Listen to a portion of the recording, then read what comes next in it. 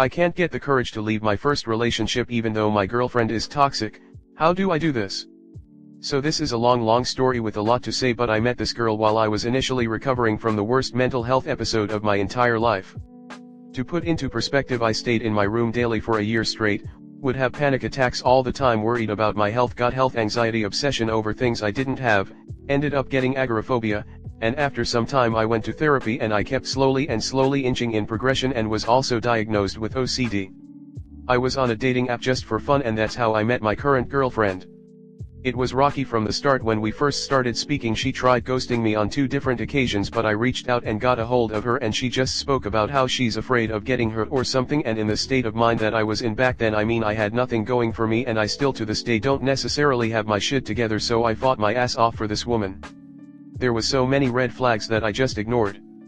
I started feeling good, and she was a motivator to getting my life back, because once I dropped out from high school I let myself go, gained weight, never got my license, it was all bad.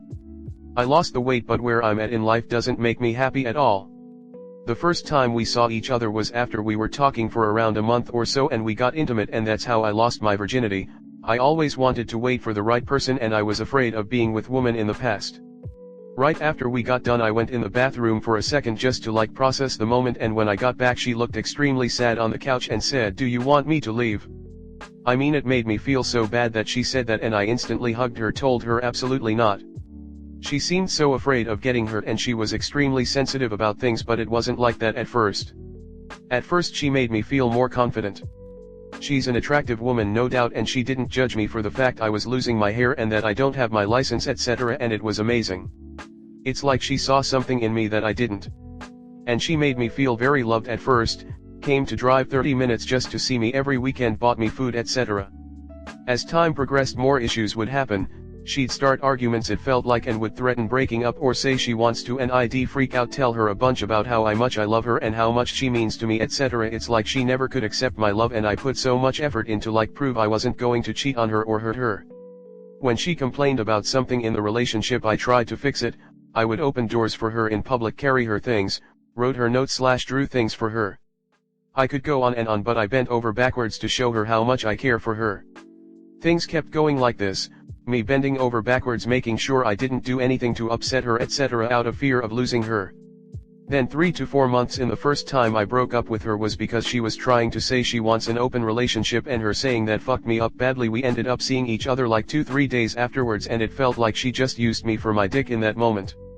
She stayed the night, and then we talked the day after, and I saw her phone and she was already texting guys, and this was the first time I felt unworthy, and I asked why, and she said she didn't want to feel sad about losing me, and so I forgave her, and I cried in the car and just expressed how I wish she could trust me, and that I feel like she's only saying this thing about an open relationship because of this deep fear about getting hurt or not taken serious, because she told me how she was with someone for 2 years and that the person ended up cheating on her, and I felt like that's why she feels this way. I kept expressing my feelings, then eventually I got out the car and she was saying how she didn't want one and she just wants to be with me, and etc., etc. She hasn't brought up this open relationship shit since then, but to keep things from being too long, fast forward now and it's about 6 months in, same type of stuff where I feel like I am putting my all into the relationship, and between this time small dumb shit has happened, but how the relationship was going it exaggerated my anxious attachment style, and I became overbearing with all this stuff, and I'd say she's an avoidant attachment style. I know for a fact I wasn't perfect in this relationship. I acknowledge I'm a hurt person too. I'm not saying she's the only person doing wrong, but so yeah, from everything that happened I became overbearing.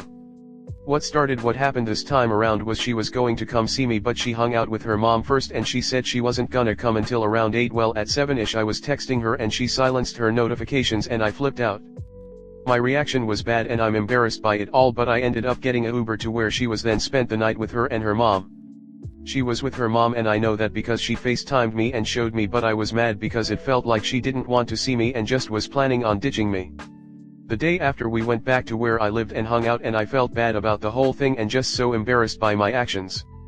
When she got home I fell asleep and she called me, but I was asleep and she got upset about it, and then the next day she ignored me later in the night when I tried to call. Usually we would be on the phone together all the time for hours. I ended up finding out that night she felt let down and downloaded a dating app, her words, and it just resurfaced that feeling of feeling like an option.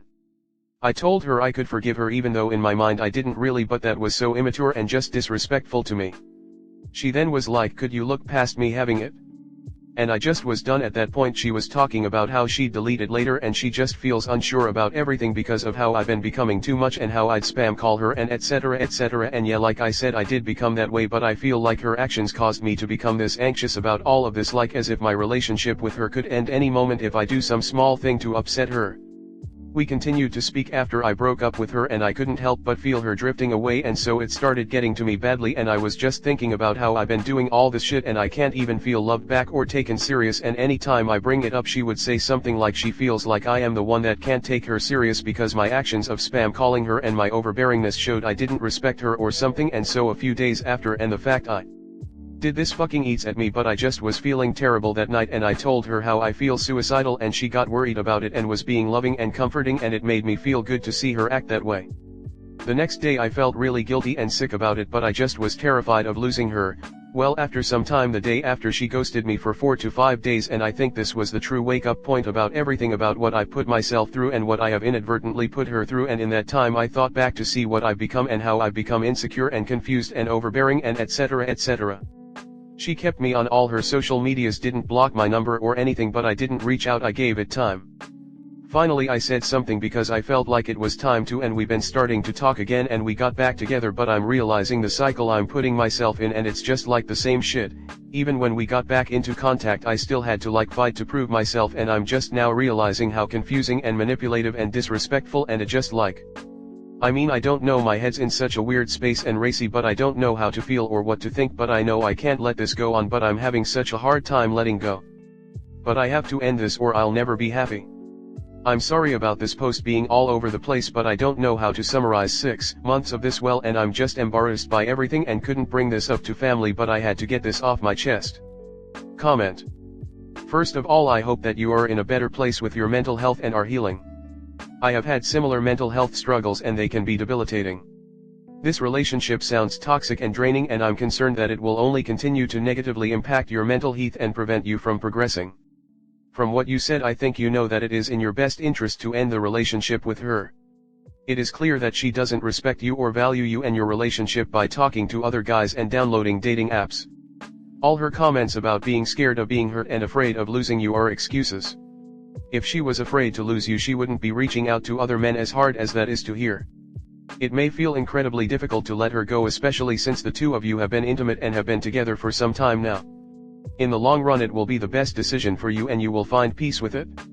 You're still very young and have plenty of time to find someone who will love you and put effort into having a healthy and happy relationship with you. Take this time to continue healing and working on your mental and physical health. Next story 2. Husband and I are staying at his parents for a health treatment and his father is driving us insane.